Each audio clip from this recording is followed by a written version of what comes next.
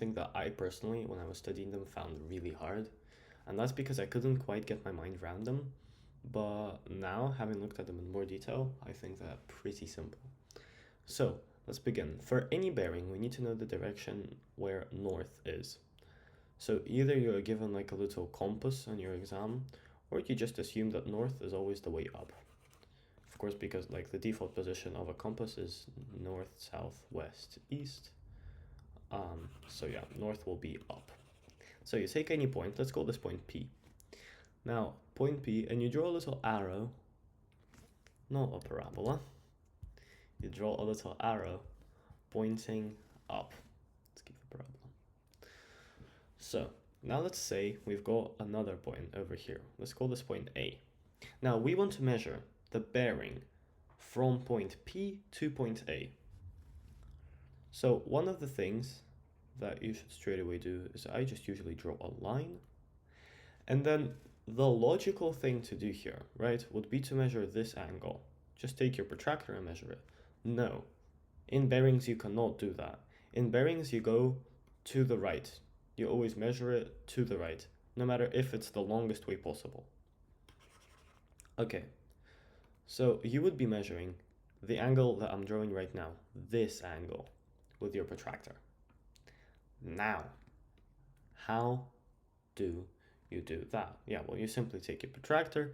Usually protractors do not have 360 degrees, so what you would do is you would have to do the 180 and then add on this angle. That's how you would do it normally. Okay, so that is the basics, the very, very basics of bearings. Now, a key point to take out from bearings is that bearings must always have 3 digits.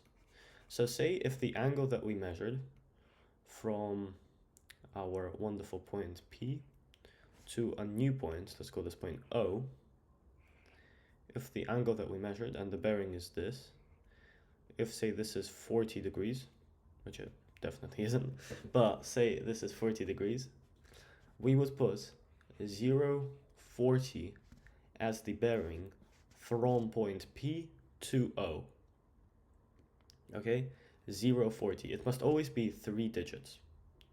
Then if it would be 100, you would just put 1, 0, 0.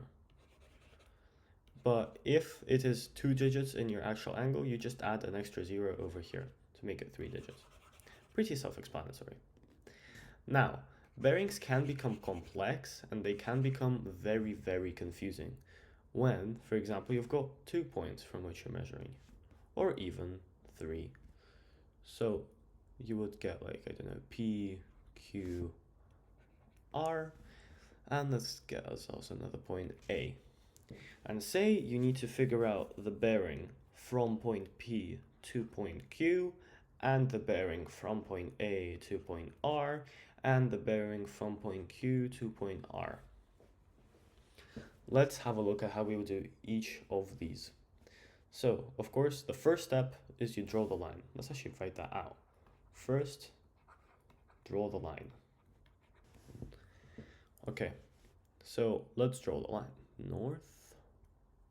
Boom, boom. Okay.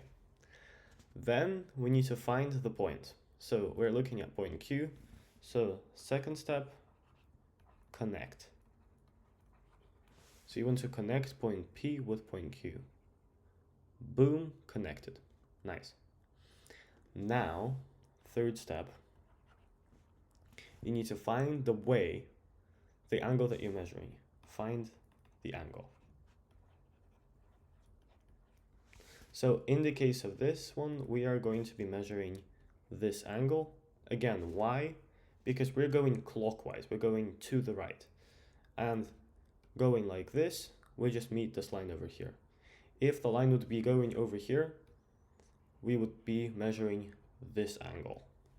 I know it's a bit stupid, and that is exactly what puts me off this topic, but yeah, that's how it works. So you'd be measuring this angle, and let's just, for the gigs and shiggles, as I say, let's call this 20 degrees.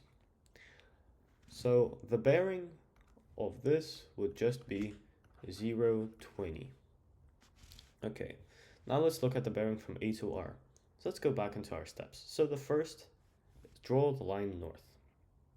Boom. Drew it. Connect the two dots, A and R. Boom, connected. Find the angle. So we're going clockwise. Boom, we've hit the line. Okay, so we're working out this angle. This angle is how many? Let's call this 15 degrees. So therefore, the bearing must be 0, 15.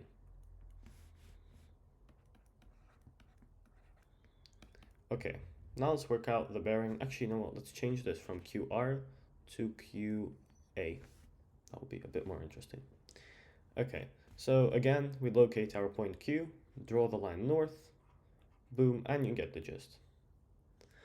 But here, there is a slight complication. Why is there a complication? Well, there's a complication simply because you have to go slightly longer. And that's the interesting thing about this. You go clockwise and boom, you hit it here. So you would just be measuring this angle. And let's say that this angle is equal to 200 degrees. Therefore, you just put 200 over here. There, these are bearings in a nutshell, and they aren't that hard.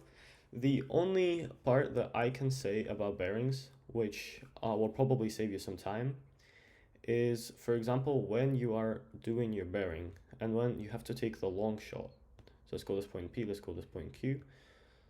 So when you need to take the long shot, as you need to take over here with this really big angle, I recommend with your protractor, don't bother measuring this angle. Just measure, if you're good at subtracting, measure this angle first. Let's call this angle alpha. So measure this angle first, and then to get this angle, what you have to do is you just have to do 360 minus angle alpha will be equal to, let's call this angle beta, will be equal to angle beta. Why? Because the total of angles in a circle is 360. You know this angle, therefore this angle will be 360 minus the angle that you know.